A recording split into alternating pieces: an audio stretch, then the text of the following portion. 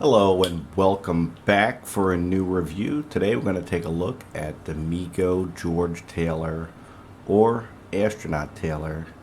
So as you can see, I've got two because it's Taylor. I had to have two. And funny enough, I got some odd quality control issues to show you between the two of them. So let's take a look at those. Okay, so taking a look at both of these Taylors, you'll notice the NASA or NASA patches between the two of them. So this one here came from BBTS, and the patch is correct. This one I picked up off eBay, and the patch is upside down. These are both sealed. I've not opened either one of them yet. Another difference, and I wouldn't call it a quality control issue as much as a variation. So the one from Big Bad Toy Store, the eyes look forward, and the one I got off eBay, you'll notice the eyes look off to his left. So there's some quality control issues amongst the batches here. Taking a look at the back of the package, this was pointed out in Plaid Stallion's review. They did AHSA instead of ANSA. He explains that in detail on his review, so definitely take a look at that. But a few quality control issues. Nice artwork too, by the way. It's like a recreated art. So really cool. So I'm going to open up the corrected version because this might be a super valuable variation. Just kidding. But I will be opening the correct version for the review. Okay, so here is Taylor out of the box. Taking a closer look. I do like the head sculpt. I think it looks pretty good. It's got the slightly darker beard with the lighter hair, kind of the way he did look in the film. I think the likeness is pretty good. It's definitely got a nice Mego quality to it. It's not hyper realistic, but it's not cartoonish either. So I think they did a nice job on the sculpt of this. I like that. The uniform is decent. It's just your basic white astronaut uniform with some stitched on detail, like the stitched on pocket. The patch, again on this one, is correct. The flag, it's put together with a just simple Velcro strip in the back. Got the Mego Corporation logo there. He does have pockets, and I noticed on both of them they've kind of got like a yellowing effect on the edge. Not sure why. It's not like they weathered the uniform, but there is a bit of a yellowing on the pockets. It doesn't bother me, but it is noteworthy. And he is included with one accessory, and that is the ape rifle.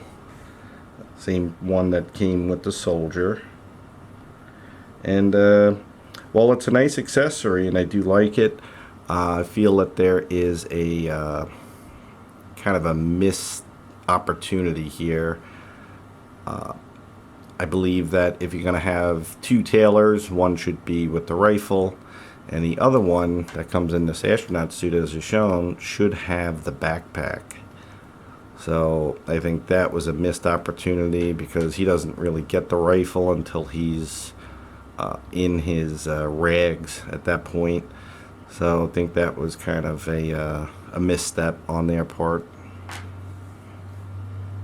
Going over articulation for Taylor, it's a standard Mego body. Their tops version, which was the one in rags, I believe came with the more modern bandless body, but this is the standard, which is fine. I like the classic Mego body.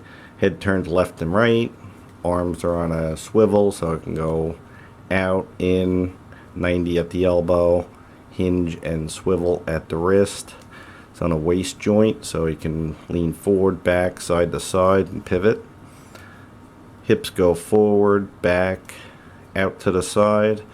Knees are at a 90, and there's a hinge at the foot. So standard Mego articulation. Okay, so I do have the Hasbro 12-inch Taylor. Thought I'd just do a bit of a comparison between the two of them. Both are of their own style.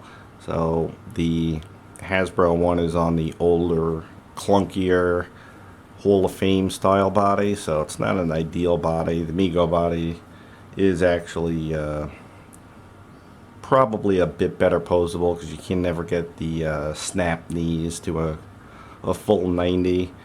But this one does have the bicep swivel. But as far as what you got with the Hasbro one, you got that pretty cool stand.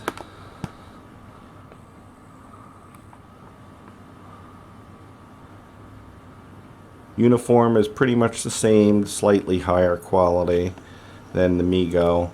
But the inclusion of the backpack is a real big plus for this version. And I'll take a look at that backpack in detail, show you what that's about. Hasbro backpack is just, it's sewn into the uniform, the actual loop, so it's not meant to be removed, but it does open, which is a really nice feature. It has some details. It comes included with a pistol, as it was shown in the film. They never actually pulled it out. And it has some electronics, communication device, and some food. Pretty cool little details that they included on the Hasbro version. Just a simple silver backpack would have been ideal enough for the Mego version. Taking a closer look at the head sculpts side by side, neither one are great. I would say the Mego overall, the sculpt is better, but it's not perfect. It does have the correct blue eyes if you look closely. They really went bright with the eyes on the Hasbro version. He was cool bright eyes. But I think the beard is a little too heavy on the Hasbro version. But both, again, are of their own style. So, two different scales and manufacturing styles. Something really charming about the classic Mego for a Planet of the Apes action figure. Okay, so here is Taylor next to the Ape Soldier. It's really nice to have a Taylor figure in the Mego collection. It really gives you a foundation that you can build around, and that's where I'm at. I'm pretty much just getting started with my Planet of the Apes collection. Not going to go too deep, but it is nice to have the main character available. So while it's not a perfect release and there are quality control issues, and the non-inclusion of the backpack is a big miss in my opinion, it's still Taylor and he's available at mass retail, so that's a great thing. Well, I hope you enjoyed taking a look at the Mego Taylor. Thanks as always for watching, and until next time.